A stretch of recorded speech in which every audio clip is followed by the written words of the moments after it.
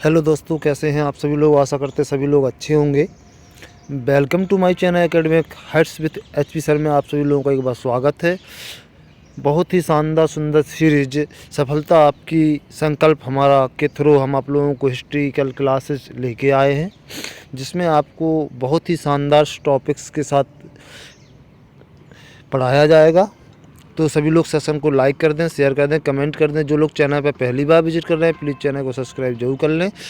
और बिना समय गवाए चलते हैं। सर्वप्रथम जैसा कि आप लोग देख रहे हैं यहाँ पे इतिहास के बारे में बताया जा रहा है। तो यहाँ पे हम लोग देखने वाले हैं ग्रीक शब्द हिस्टोरिया। इतिहास का जो जन्म हुआ, इतिहास जो बना हुआ शब्द है वो कहाँ से बना हुआ। ग्रीक शब्द है, ग्रीक भाषा का शब्द है हिस्टोरिया, अन्वेषण से प्राप्त ज्ञान। ठीक है, हिस्टोरिया का मतलब क्या होता है, अन्वेषण से प्राप्त ज्ञान क्या कहलाता है, हिस्टोरिया कहलाता है। ठीक है, भारतीय पुरातत्व सर्वेक्षण के जनक। अब देखो बेटा, यहाँ पे आप लोगों को गौर से देखना है कि भारतीय पुरातत्व सर्वेक्षण के जनक के बारे में बात करेंगे तो कौन कौन हुए। अलेक्जेंडर कनिंग और तत्कालीन वायसराय लॉर्ड कैनिंग। तत्कालीन वायसराय लॉर्ड कैनिंग जो आपके भारतीय पुरातत्व सर्वेक्षण के जनक माने जाते हैं। इसी के साथ आगे बढ़ते हैं, इतिहास के जनक की बात कर लेते हैं। इतिहास के जनक अगर आपसे पूछे जाएं तो इतिहास के जनक, जैसा कि आप लोग देख रहे होंगे, इतिहास के जनक हेरोडोटस को कहा जाता है। किसको? हेरोडोटस को इतिहास का जनक कहा जाता है। जी हाँ दोस्तों, जैसा कि आप लोग सभी लोग जानते हैं। इसके बाद बात कर लेते हैं इतिहास का विभाजन। तो इतिहास का विभाजन कई प्रकार से किया गया। सबसे पहले आपका प्राक इतिहास को देखते हैं। प्राक इतिहास हो गया, आद्य इतिहास हो गया, है ना, आद्य इतिहास हो गया, ऐतिहासिक काल। फिर इसके बाद तो हम लोग इतिहास का जो अध्ययन करते हैं प्यारे बच्चों, वो दो प्रकार से करने वाले हैं, प्राक इतिहास और आद्य इतिहास। देखिए, प्राक इतिहास में क्या हम लोग देखने वाले हैं, लिपि व अक्षर का ज्ञान था। ठीक है, प्राक इतिहास में किस चीज़ का ज्ञान था, तो लिपि और अक्षर का ज्ञान नहीं था भाई। प्राक इतिहास में सिर्फ चित्र बनाया करते थे। जब उस समय ना तो आपकी लिपि चलती थी और ना ही आपका किसका अक्षर का कोई ज्ञान था कि हम किस तरीके से अपनी बातों को आदान प्रदान करें या किस तरीके से लेखन करें। तो ये सब नहीं था किसमें, प्राक इतिहास में। और इसके बाद हम लोग अध्ययन करने वाले हैं आद्य इतिहास के बारे में। तो यहाँ पर लिपि अक्षर का ज्ञान था, लिपि और अक्षर का ज्ञान था। ऐसे साक्ष्य मिले हैं उस समय आद्य इतिहास के समय कि लिखे हुए हैं और अक्षर भी लग रहे हैं कि हाँ ये अक्षर हैं। तो ठीक है, लिपि लिखी हुई है और लग रहा कि हाँ अक्षर है, लेकिन उनको पढ़ा नहीं जा सका। लेकिन अभी तक कोई इतिहास में ऐसा नहीं हुआ जो उन लिपियों को या उन अक्षरों को पढ़ सके। ठीक है, इसके बाद आगे बढ़ के हम लोग चलने वाले हैं तो ऐतिहासिक काल के बारे में पढ़ेंगे। तो ऐतिहासिक काल में क्या है कि ऐतिहासिक सामग्री को पढ़ा जा सका। देखिए, हमने प्राक इतिहास पढ़ा। आद्य इतिहास, प्राक इतिहास वो है जिसमें ना तो अक्षरों का ज्ञान था और ना लिपि का ज्ञान था। और आद्य इतिहास में क्या देखना है हम लोगों को, आद्य इतिहास में हम लोगों ने देखा कि अक्षरों का ज्ञान था, लिपि का ज्ञान था, लेकिन उस लिपि को अभी तक किसी ने पढ़ नहीं पाया, कोई भी ऐसा इतिहासकार नहीं हुआ। इसके बाद ऐतिहासिक काल की बात करते हैं तो लिखित सामग्री को पढ़ा जा सका। ऐतिहासिक काल की जो सामग्री मिली है उनको हमने क्या किया, पढ़ा है। महाजनपद काल से अब तक का समय, महाजनपद काल से भाई अगर आपसे एग्जाम में पूछ लेते हैं कि प्राग ऐतिहासिक काल का समय क्या रहा, तो प्राग ऐतिहासिक काल का समय महाजनपद काल से अब तक का समय, प्रेजेंट तक का समय प्राग ऐतिहासिक काल, वो ऐतिहासिक काल कहलाता है। ठीक है, पुराणों के अनुसार, अब देखना यहाँ हम लोग देख रहे हैं पुराणों के अनुसार युग। अब युगों के बारे में सुना है आप लोगों ने, कई बार सुना होगा कि ये कौन सा युग चल रहा है, कौन सा युग में किसका जन्म हुआ। तो ये सारी चीज़ें हम यहाँ देखेंगे। सबसे पहले सर्वप्रथम सतयुग। सतयुग में क्या हुआ, मत्स्य अवतार माना जाता है, जलीय जीव, जो कि एक जलीय जीव से। भाई मनुष्य की संरचना यहाँ पर सतयुग के अनुसार मत्स्य अवतार में भगवान विष्णु ने अवतार लिया, और वो कौन था, जलीय जीव था। ठीक है, इसके बाद क्रूम अवतार लिया भगवान ने। क्रूम अवतार बताया जाता है, क्रूम अवतार बताया जो कि उभयचर जीव था, जो आपके जल में भी रह सकता था और थल में भी रह सकता था। ठीक है, इसके बाद वराह अवतार। वराह अवतार भगवान वराह के रूप में जिन्हें जाना जाता है, ये वराह अवतार है आपके। तो यहाँ थल का पशु कहा जाता है इनको। ठीक है, नरसिंह अवतार, पशु और मानव के बीच का जीव, पशु और मानव के बीच का जीव। अब किस प्रकार से यहाँ हम लोग देख लेते हैं। सर्वप्रथम जैसा कि सतयुग में बताया जा रहा कि मत्स्य अवतार का जन्म हुआ, तो मत्स्य अवतार में देख लीजिएगा, देखो इस तरीके से जीव मत्स्य अवतार में हो गया। ठीक है, वराह अवतार हो गया, ये आपका क्रूम अवतार हो गया, उभयचर था। ठीक है, ये आपका वराह अवतार हो गया, भगवान वराह जिन्होंने पृथ्वी को पाताल से लाए थे। और ये आपके नरसिंह अवतार, जिन्होंने आपके प्रहलाद की रक्षा की थी, प्रहलाद की भक्ति से प्रसन्न होकर ये जन्म लिया था भगवान विष्णु जी ने। तो ये आपके सतयुगी जन्म है। ठीक है, सतयुगी जन्म है। इसके बाद हम चलते हैं त्रेता युग की ओर। तो त्रेता युग में देख लेते हैं। त्रेता युग में जैसा कि आप लोग देख रहे होंगे, वामना अवतार। वामना अवतार ये आपका वामना अवतार है, जिन्होंने पृथ्वी को माप लिया था 3 पगों में पूरा। बौना मानव, जिन्हें बौना मानव के रूप में अवतार लिया था। परशुराम अवतार भी उन्हीं का था। शस्त्र प्रयोग करने वाला मानव, ये देखो शस्त्र फरसे का उपयोग कर रहे हैं ना, शस्त्र प्रयोग करने वाला मानव कहा गया है परशुराम अवतार को। ये कब हुआ, त्रेता युग में हुआ था। इसके बाद बात कर लेते हैं, हम आते हैं द्वापर युग की ओर। तो द्वापर युग में हम लोग देख रहे हैं कि द्वापर युग में भगवान श्री कृष्ण का जन्म हुआ था, भगवान श्री कृष्ण का अवतार हुआ था। पशुपालन करने वाले मानव, एक ग्वाला के रूप में इन्हें जाना जाता है। पशुपालन करने वाले मानव के रूप में कृष्ण भगवान ने जन्म लिया। इसके बाद अगला द्वापर के बाद आगे चलकर बुद्ध अवतार हुआ इनका, किसी कर्म को बढ़ावा देने वाला मानव। देखो ये आपके कृष्ण का जो अवतार है, ये आपका द्वापर युग का अवतार है। महाभारत भी इन्हीं के युग में हुई है। इसके बाद आपके आ जाते हैं बुद्ध अवतार युग। तो भगवान बुद्ध के रूप में भी कृष्ण भगवान को द्वापर युग का मानव कहा जाता है। चलिए, इसके बाद कलयुग की बात कर ले हैं। ये सबसे प्रेरणादायक है, जो कि अभी आप जिसमें अपना जीवन यापन करने वाले हैं, और अभी ये समाज चल रहा है आपका कलयुग। कल की अवतार के रूप में भगवान जन्म लेंगे, ऐसा कहा जाता है कि कल की अवतार के रूप में भगवान जन्म लेंगे। भविष्य का मानव अभी पता नहीं है जन्म हुआ या नहीं हुआ, लेकिन भविष्य में ये कल की अवतार के रूप में भगवान विष्णु भगवान अवतार लेंगे। विष्णु पुराण के अनुसार, विष्णु पुराण में ऐसा लिखित है कि कल की अवतार में भगवान भविष्य में जन्म लेंगे कलयुग में। तो हमने यहाँ पर युग पढ़े। युग हमने कितने पढ़े दोबारा से देख लेते हैं थोड़ा सा, और आप लोग याद रखें। नंबर पहला सतयुग पढ़ा हमने, त्रेता युग पढ़ा, द्वापर पढ़ा, इसके बाद कलयुग पढ़ा। 4 युग हम पढ़ रहे हैं। ठीक है, अब चलते हैं संवत की ओर। जैसा कि शक संवत और आपके कैलेंडर वगैरह में जो चलते हैं संवत, उनके बारे में थोड़ा सा देख लेते हैं। तो यहाँ हम सबसे पहले देखते हैं कली संवत 3102 BC राजा परीक्षित के समय से यह संवत चला। सप्तऋषि संवत 3076 BC में, कली संवत प्लस 25 वर्ष अन्य नाम लौकिक संवत है। बुद्ध संवत चला, श्रीलंका के गणना के अनुसार बुद्ध संवत चलता है। महावीर संवत, महावीर स्वामी द्वारा आरंभ किया गया था। विक्रम संवत ये आपका मैन है 58 BC, ये आपका विक्रम संवत मैन है। मालवा के शासक विक्रमादित्य की उज्जैनी में शक विषय पर संचालित, अन्य नाम मालवा संवत भी बोलते हैं इसी को। ईसा मसीह का जन्म प्रथम शताब्दी में माना गया है। इससे पहले का काल BC का और बाद का काल AD का कहलाता है।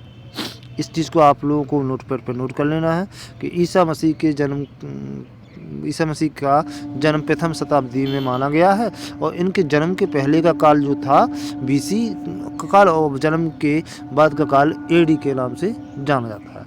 राष्ट्रीय संमत शक संमत 78 AD कनिष्क की शक विजय पर संचालित 22 मार्च को 1957 में भारत का आधिकारिक कैलेंडर घोषित किया गया। अन्य नाम शालिवाहन संमत के नाम से भी इसे जाना जाता है। राष्ट्रीय संमत को कनिष्क की शक विजय पर यह संचालित किया गया था। इसके बाद कलचुरी संमत होता है। कलचुरी संमत 248 AD। अब देखो ये ईसा मसीह के जन्म के बाद के संबंध यहाँ स्टार्ट हो गए हैं। अभीर राजा ईश्वर सेन के बाद चेदी के कंचुरियों द्वारा प्रयुक्त हुआ। इसके बाद आपका गुप्त संमत। गुप्त संमत में चंद्रगुप्त प्रथम द्वारा संचालित हुआ था। ये हर्ष संमत 606 AD में हर्षवर्धन का राज्यारोहण हुआ था, तब से स्टार्ट हुआ था ये। और हिजरी संमत 622 AD में हजरत मोहम्मद साहब के मक्का त्याग कर मदीना जाने की स्मृति में यह आपका संमत स्टार्ट हुआ था। अब बात कर लेते हैं इलाही संमत और कोल्लम संमत। कोल्लम संमत के बारे में देख लेते हैं। कोल्लम संमत 825 AD कल्याणी के चालुक्य शासक विक्रमादित्य IV द्वारा मालाबार केरल में संचालित। इसके बाद आपका इलाही संमत 1583 AD में अकबर द्वारा यह लागू किया गया था। इलाही संमत राजशक संमत 1673 AD में छत्रपति शिवाजी के राज्यारोहण पर म्यूजियम डे, देखो म्यूजियम डे भी बोलते हैं, म्यूजियम बार भी बोलते हैं, 1983 में मनाया गया। वह हर वर्ष 18 मई को मनाया जाता है। भारत का पहला म्यूजियम 1814 में कलकत्ता में स्थापित हुआ था। वेरी मोस्ट इम्पोर्टेंट पॉइंट है कि भारत का पहला म्यूजियम कहाँ स्थापित हुआ था और कब हुआ था। 1814 ईस्वी में कलकत्ता में स्थापित हुआ था भारत का पहला म्यूजियम। आगे बढ़ते हैं तो भारत का आदि काव्य या आदि महाकाव्य, भारत का आदि काव्य या आदि महाकाव्य के बारे में देख लेते हैं हम लोग। चलिए, रामायण भारत का आदि काव्य या महाकाव्य क्या, रामायण। रचनाकार कौन है, महर्षि वाल्मीकि। कब, 550 BC। रामायण में कितने कांड हैं, तो 7 कांड हैं आपके। कितने सर्ग हैं, 500 सर्ग हैं। कितने श्लोक हैं, 24,000 श्लोक हैं। ठीक है, ये चीज़ें आपको याद रखनी है, अक्सर एग्जाम में पूछी जाती हैं कि महाकाव्य में कितने श्लोक हैं या रामायण महाकाव्य में कितने श्लोक हैं, या भारत का सबसे बड़ा महाकाव्य रामायण किसके द्वारा रचित है, कब रचा गया था, कितने कांड हैं, कितने सर्ग हैं। तो ये आपको यहाँ से याद रखनी है। इसके बाद विकास क्रम। अब देखिए विकास क्रम कैसे विकास क्रम हुआ। 6,000 श्लोक, 12,000 श्लोक हो गए, फिर 24,000 श्लोक। पहले 6,000 श्लोकों में रामायण लिखी गई थी, फिर इसके बाद 12,000 श्लोक हुए, इसके बाद फिर 24,000 श्लोक हुए। बिल्कुल 2 से मल्टीप्लाई होता गया, 6 6 दूनी 12, 12 दूनी 24। प्रथम बार तमिल अनुवाद। अब देखिए सबसे अच्छी बात है, प्रथम बार रामायण का जो तमिल में अनुवाद, तमिल भाषा में जो अनुवाद किया गया, किसके द्वारा और कब किया गया, तो चोल शासक कुलोत्तुंग तृतीय, चोल शासक था कुलोत्तुंग तृतीय के दरबारी कवि कंबन ने रामायण को क्या किया, तेलुगु में अनुवाद करके क्या बनाया, रामावतारम के नाम से इन्होंने इसका अनुवाद किया। कृत्तिवास ने बारबाग के समय बांग्ला में अनुवाद किया। अब बांग्ला में अनुवाद किसने किया था, कृत्तिवास ने। किसके समय में, बारबाग के समय। उस समय बारबाग का शासनकाल था, तब कृत्तिवास जो थे उन्होंने रामायण का किसमें, बांग्ला भाषा में अनुवाद किया था। फारसी अनुवाद अकबर के समय अब्दुल कादिर बदायूनी व शाहजहां के समय इसनहरकरण ने किया था। इसनहरकरण ने किया था। देखिए फारसी भाषा में जो अनुवाद किया था तो अकबर के समय अब्दुल कादिर बदायूनी जो थे उन्होंने इसका फारसी अनुवाद किया था। और शाहजहाँ के समय क्या था, इस्नहरकरण ने इसका अनुवाद फारसी भाषा में किया था, रामायण का अनुवाद। चलते हैं आगे देखते हैं 20वीं सदी में ईवी रामास्वामी नायकर उर्फ पेरियार ने सच्ची रामायण की रचना की। देखिए 20वीं सदी में सबसे पहले 20वीं सदी में रामायण की रचना की गई थी, ठीक है, सबसे पहले तो 20वीं सदी में ईवी रामास्वामी नायकर ने और फिर क्या बोलते पेरियाई ने सच्ची रामायण की रचना की थी। विश्व का सबसे बड़ा महाकाव्य महाभारत है। अब अगर आपसे पूछ ले विश्व का सबसे बड़ा महाकाव्य महाभारत है, दूसरा महाकाव्य रामायण है, ठीक है, पेरियार के अनुसार, ठीक है।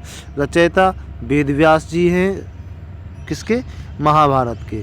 श्री कृष्ण द्वैयायन शास्त्री रचनाकार 400 BC।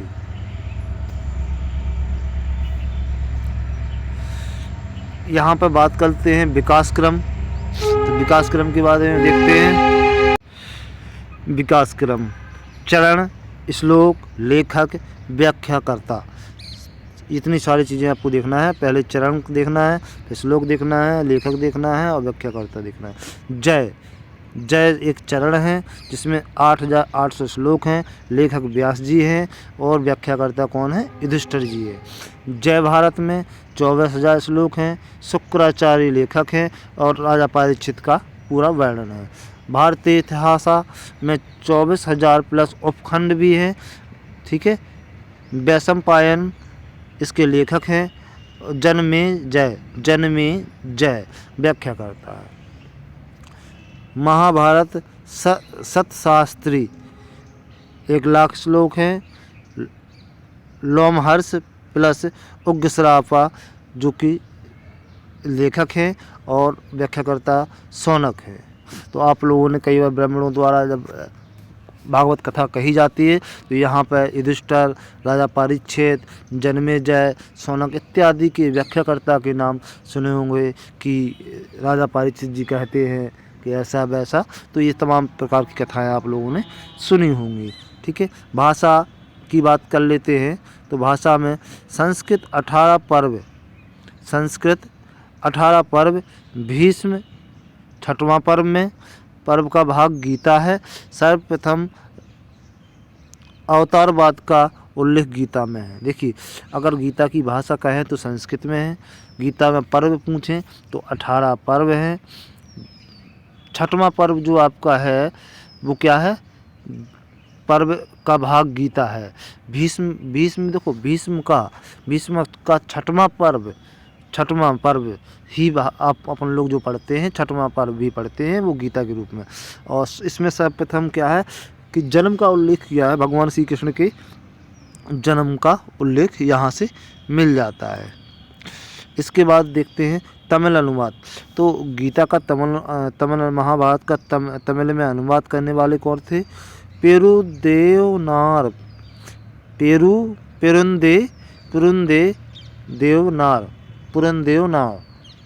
ठीक है। भारतम ये तमिल अनुवाद किया था इन्होंने महाभारत का। और बांग्ला भाषा में अनुवाद किसने किया था, अला नुसरत शाह के समय में बांग्ला भाषा में अनुवाद हुआ था महाभारत का। फारसी अनुवाद अकबर के समय रज्मनामा के नाम से अब्दुल कादिर बदायूनी ने किया था। और इस समय महाभारत गीता का नाम क्या रखा गया था, रज्मनामा, जिसकी प्रस्तावना अब्दुल फजल ने लिखी।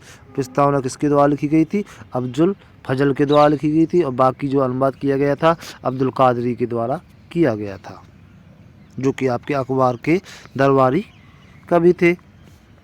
इसके बाद अब यहाँ से हम लोग चलते हैं हड़प्पा सभ्यता की ओर। सर्वप्रथम इतिहास में सिंधु घाटी सभ्यता, हड़प्पा सभ्यता, ये सारी चीज़ें हम लोगों को पढ़नी है। तो यहाँ से हम शुरुआत करते हैं। हड़प्पा कालीन स्थल एवं खोजकर्ता।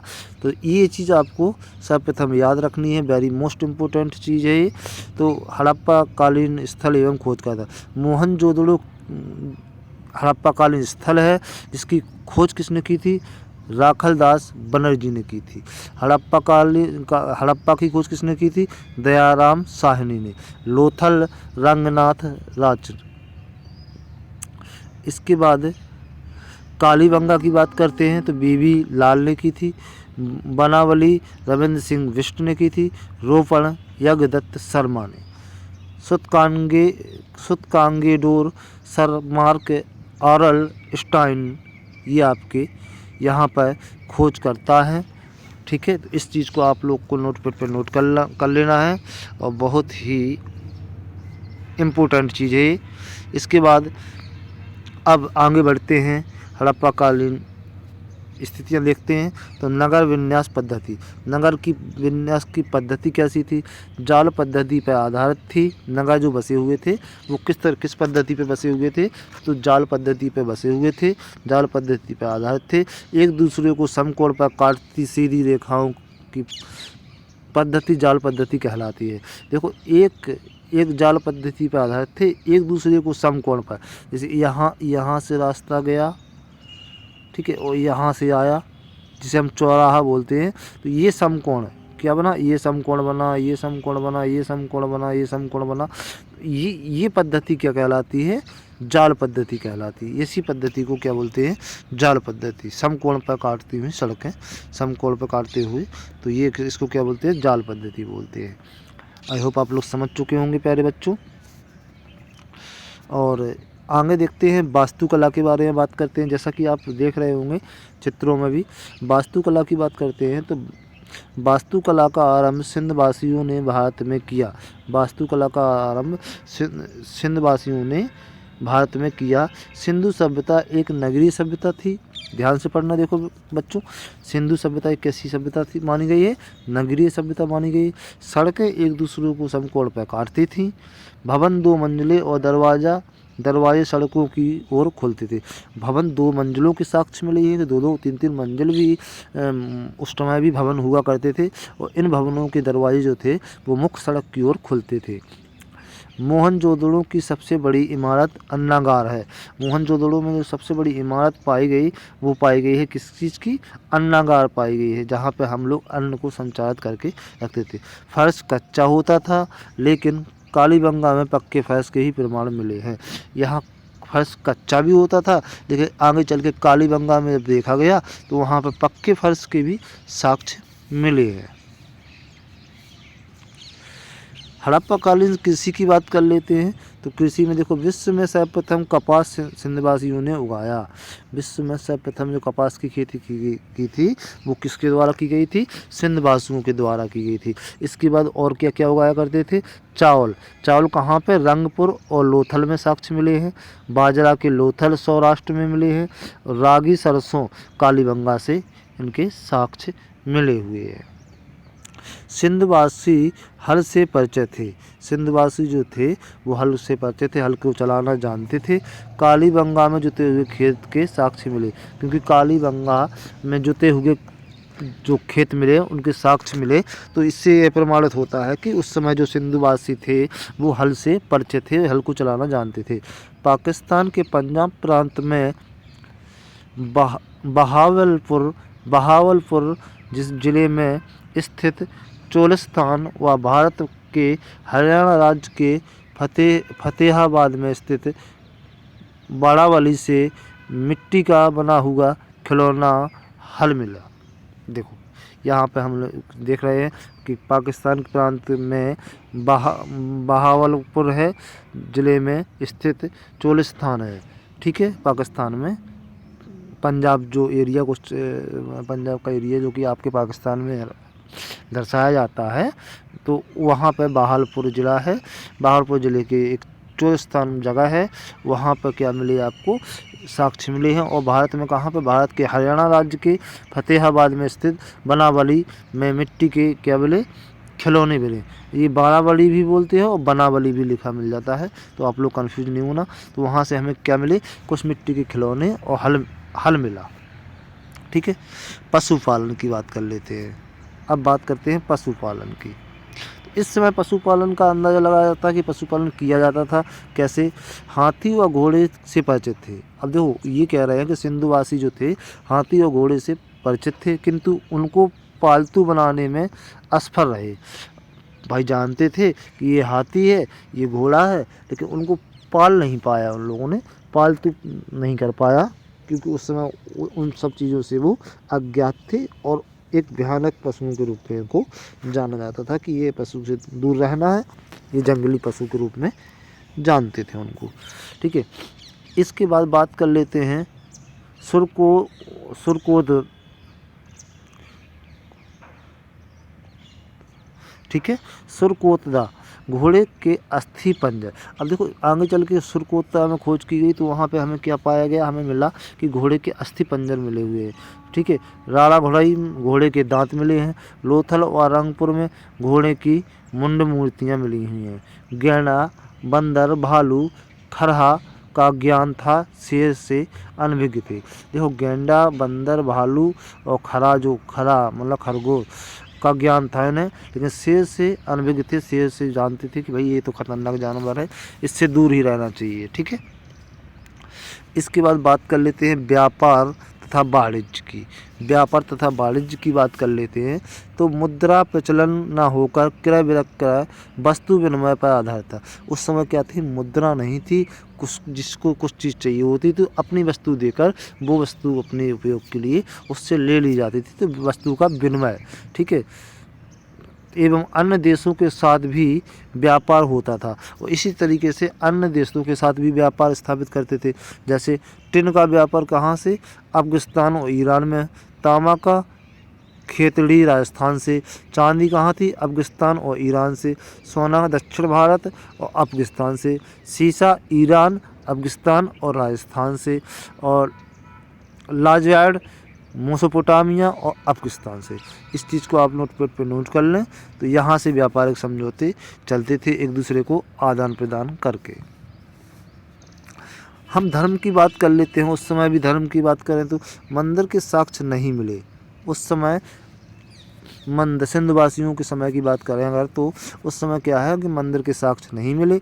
मोहनजोदड़ो की वास्तविक मोहर, ये देखो मोहनजोदड़ो की ये वास्तविक मोहर मिली है। कुबड़ वाले सांड की पूजा, कुबड़ वाले सांड, ये सांड जो बना हुआ है मोहर पर, इसकी पूजा के साक्ष्य मिले हैं।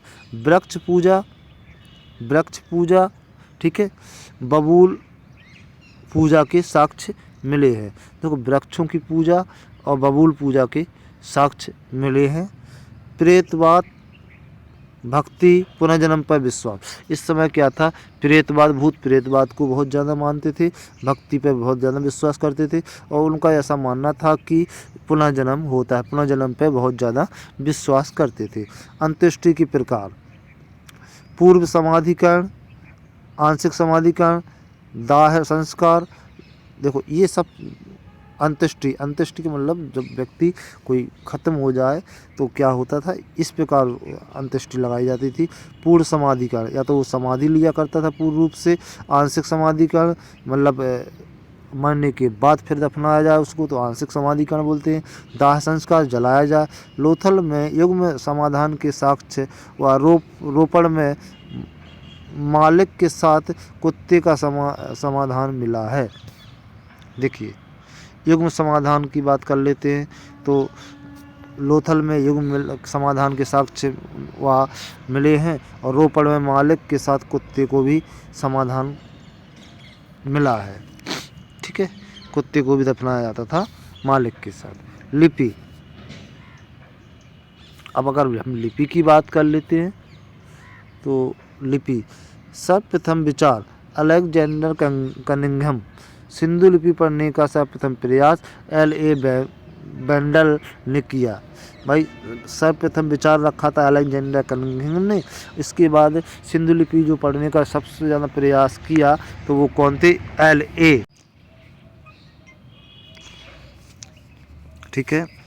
और भाव चित्रात्मक लिपि, अब देखिए भाव चित्रात्मक लिपि जो थी, लिपि में मछली, चिड़िया, मानव आकृति के चिन्ह मिले, दाएं से बाएं लिखी जाती है। लिपि दाएं से इस साइड ऐसे लिखी जाती है। ठीक है। तो यहाँ पर क्या क्या मिले? मछली के, चिड़िया के, मानव के आकृति के चिन्ह भी लिपि में पाए गए हैं। ये आपके सामने जो रहा ये लिपि है, ये आपके सामने ये निशान जिस प्रकार से ये पाए गए। अब बात करते हैं हड़प्पा कालीन स्थलों की।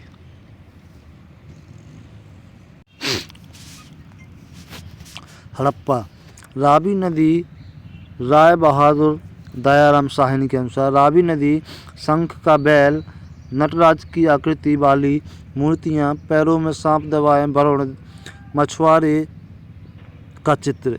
ठीक है। सिर के बल खड़ी नग्न स्त्री का चित्र, जिनके गर्भ में पौधा निकल रहा है, ऐसे चित्र पाए गए हैं। देखो दयाराम साहनी जी ये हैं आपके। इसके बाद ये देखो ये सारी चीज़, नटराज की मूर्ति, ये देखो इस प्रकार से ये सिर के बल आकृति की स्त्री है, जिसके गर्भ से क्या निकल रहा?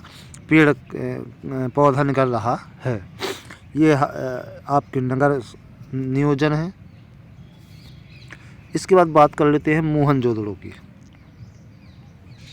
मोहनजोदड़ो की ओर चलते हैं तो सिंधु राखलदास बनर्जी, ये रहे आपके पिक में देख रहे होंगे, राखालाल बनर्जी। पक्की ईंटों के भवन, सीढ़ियों के साक्ष्य, प्रवेश द्वार, कांसे की नर्तकी, एक सिंह पशु की मोहर, अन्य नाम मौत का टीला। देखिए वेरी मोस्ट मौत का टीला मोहनजोदड़ो कहा जाता है। ये नर्तकी है, यहाँ पे आपके सीढ़ियों के साक्ष्य मिले हुए हैं और ये पर्याप्त चीज़ें आप लोगों के सामने पिक के रूप में रखी हुई हैं हमने। तो यहाँ आप लोगों को समझ में आ गया होगा कि मोहनजोदड़ो सिंधु राखालाल बनर्जी द्वारा इसके प्रमाण पाए गए हैं, खोज करता है।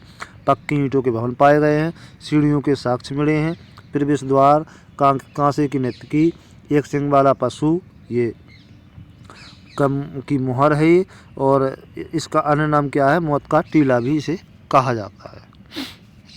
लोथल की बात कर लेते हैं।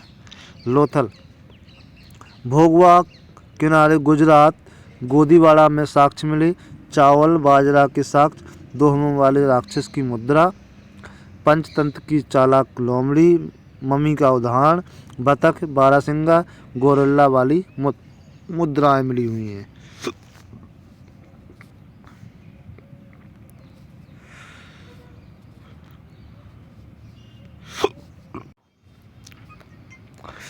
अब बात कर लेते हैं हम कालीबंगा की। घग्गर नदी राजस्थान, पाक एवं विकसित हड़प्पा के साक्ष्य मिले, जुते हुए खेत के सरसों के साक्ष्य, एक सींग वाले देवता, कपाल के छेद वाले बालक का शव, अर्थात शल्य चिकित्सा का भी यहाँ पर उल्लेख माना जाता है।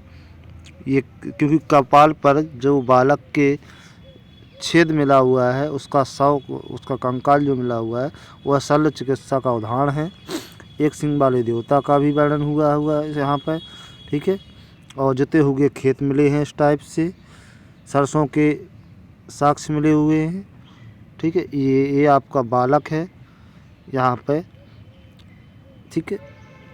अब देख लेते हैं आगे बनावली हरियाणा। बनावली जो कि आपके हरियाणा में है। अच्छे किस्म की जौ की आकृति वाला खिलौना, अच्छी किस्म की जौक की आकृति वाला खिलौना यहाँ पे मिला हुआ है आपको। और रोपड़ में पंजाब में सतलज के किनारे मानव के साथ कुत्ते के दफनाए के साक्ष्य मिले हैं। मानव के साथ कुत्ते को भी दफनाया जाता था, ऐसे साक्ष्य यहाँ पे मिले हुए हैं, जैसा कि आप लोग देख रहे हैं यहाँ पे। धौलावीरा की बात कर लेते हैं तो ये गुजरात भड़ौच में क्या हुआ, 16 जलाशयों की प्राप्ति। एक साथ 16 जलाशय मिले हुए हैं यहाँ पर, ठीक है। सुरकोदा में गुजरात के कच्छ में शॉपिंग कॉम्प्लेक्स के साक्ष्य घोड़े की अस्थियाँ, शॉपिंग कॉम्प्लेक्स मिला है और घोड़े की अस्थियाँ भी पाई गई हैं। पतन का कारण क्या है, अब देखना इन सब सभ्यताओं के पतन का कारण यहाँ पर लिखा हुआ है, ठीक है। तो देख लेते हैं पतन का कारण। पारिस्थितिक असंतुलन, जल प्लवन, शुष्कता, घंगर बाह्य आक्रमण, नदी मार्ग में परिवर्तन, नदी एकदम से अपना रुख बदल देती है तो है, प्रशासनिक शिथिलता के कारण, बाढ़ का आना, जलवायु परिवर्तन, ये सब सारी चीज़ों से यहाँ का क्या होगा, सिंधु घाटी सभ्यता का पतन का कारण माना जाता है। सिंधु घाटी सभ्यता से संबंधित अन्य महत्वपूर्ण तथ्यों को भी देख लेते हैं। चंदहुदड़ो एकमात्र नगर था जो दुर्गीकृत नहीं था। चंदहुदड़ एक ऐसा मात्र नगर था जो कि कैसा नहीं था, दुर्गीकृत नहीं था। स्टुअर्ट पिंगट ने हड़प्पा व मोहनजोदड़ो को एक ही साम्राज्य की 2 जुड़वा राजधानी कहा है। किसने कहा है, स्टुअर्ट पिंगट ने कहा है कि हड़प्पा और मोहनजोदड़ो एक ही राजधानी से जुड़े हुए साम्राज्य थे। मलेरिया के साक्ष्य मोहनजोदड़ो से मिले हैं। मोहनजोदड़ो से प्राप्त पशुओं की मूर्तियों के साक्ष्य मूर्तियों को मार्शल ने अर्धशिव कहा है। अर्धशिव कहा है मार्शल जी, ये रहे आपके, इन्होंने यहाँ से जो पशु की प्राप्त मूर्तियाँ प्राप्त की हैं उन्होंने कहा, शिव का अवतार कहा है कि ये अर्धशिव कहा है। सिंधुवासी योग से परिचय थे, ऐसा माना जाता है कि सिंधुवासी जो थे वो योग मुद्राओं से योग से परिचय थे। इसके बाद हुलास उत्तर प्रदेश के सहारनपुर में है, जहाँ यहाँ गेहूं की खेती के साक्ष्य मिले हैं। मोहनजोदड़ो से प्राप्त विशाल स्नानागार को जॉन मार्शल ने विश्व का आश्चर्यजनक निर्माण कहा है। ये विशाल जलाशय मिला है, इसको क्या किया कि जॉन मार्शल ने विश्व का आश्चर्यजनक निर्माण कहा है जलाशय को देख के। कालीबंगा से सप्त सैंधव की तीसरी राजधानी थी। कालीबंगा से सप्त सैंधव की तीसरी राजधानी थी, वहाँ लकड़ी की नालियों के साक्ष्य मिले हैं। मोहनजोदड़ो से प्राप्त मोहर पर स्वास्तिक का अंकन सूर्य पूजा का प्रतीक माना जाता है। वास्तव में हड़प्पा सभ्यता कितनी पुरानी है। वैज्ञानिकों के अनुसार सिंधु घाटी सभ्यता 5500 ईसा पूर्व नहीं बल्कि 8000 साल पुरानी है। यह सभ्यता मिस्र व मेसोपोटामिया से पहले अस्तित्व में आई थी। मिस्र की सभ्यता के साक्ष्य 7000 BC से 3000 BC तक रहा। मेसोपोटामिया की सभ्यता 6500 BC से 3100 BC तक।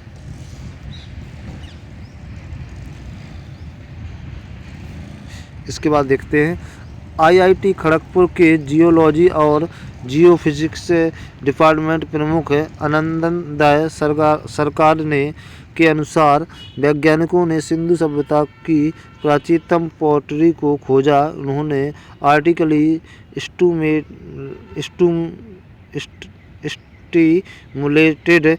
स्टिमुलेटेड लूमिनेसेंस तकनीक का प्रयोग कर आयु का पता लगाया, जिससे पता चला है कि 6000 वर्ष पुराने हैं।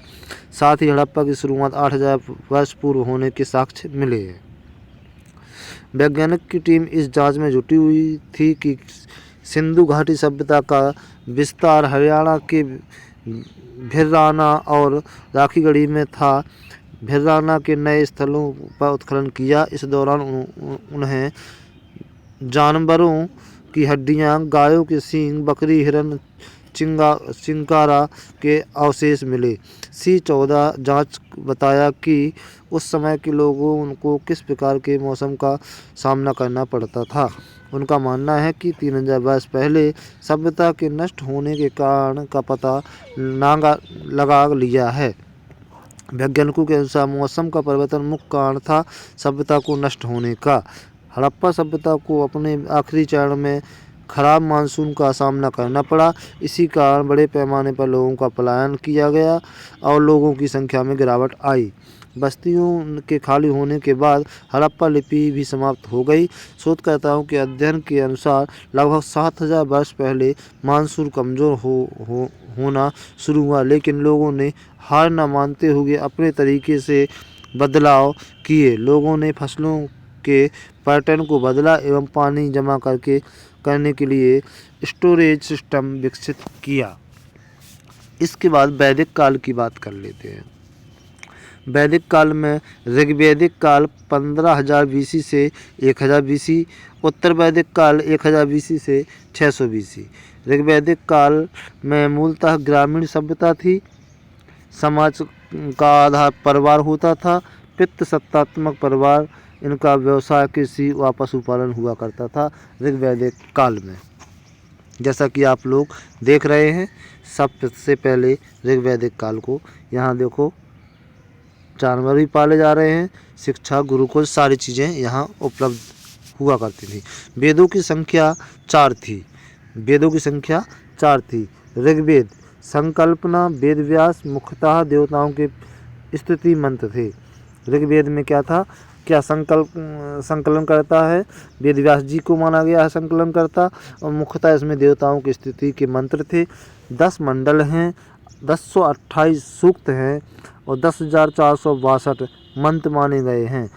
दूसरा और 7वां मंडल सबसे पुराना है, 10वां नवीन है, 9वां मंडल सोम को समर्पित हुआ, 10वां मंडल अनुपुरुष सूक्त में शूद्र का जिक्र करता है। वेरी मोस्ट इम्पोर्टेंट पॉइंट्स हैं ये आपके लिए एग्जाम की दृष्टि से देखते हुए। ऋग्वेद की वेद अवेस्ता में समानता पाई गई है। सरस्वती सबसे पवित्र नदी मानी गई है। नदी तमाम कहा गया है इन्हें। 10वें मंडल में यमुना 3 बार, गंगा 1 बार, यमुना 3 बार, गंगा 1 बार कहा गया है। गंगा नदी का उल्लेख ऋग्वेद में 10वें मंडल में 1 बार ही उल्लेख हुआ है और 3 बार यमुना जी का उल्लेख हुआ है। अस्तोमा सदगमय ऋग्वेद से लिया गया है। अस्तोमा सदगमय तमसोमा ज्योतिर्गमय, ये जो आपका है ये ऋग्वेद से लिया गया है। आज की क्लास में इतना ही प्यारे दोस्तों। फिर मिलते हैं अगली सीरीज में अगले प्रैक्टिस सेट के जरिए। इसके बाद प्रैक्टिस सेट कंप्लीट करने के बाद फिर हम दोबारा से थ्योरी का क्लास का सेकंड पार्ट आप लोगों के समक्ष चलाएंगे। तब तक सभी लोग पढ़ते रहिए, मस्त रहिए, स्वस्थ रहिए। और हाँ, बताइए आज की क्लास कैसी लगी आप लोगों की। बहुत ही यूजफुल क्लास है प्यारे बच्चों, सभी लोगों को शेयर कर दें। और जो लोग चैनल पर पहली बार विजिट कर रहे हैं, प्लीज़ चैनल को सब्सक्राइब जरूर कर लें, ताकि आपको समय समय पर ऐसी क्लासों के नोटिफिकेशंस मिलते रहें। ठीक है, फिर मिलते हैं अगली वीडियो में। तब तक पढ़ते रहिए, स्वस्थ रहिए, मस्त रहिए। जय हिंद, जय Bharat, take care, bye bye.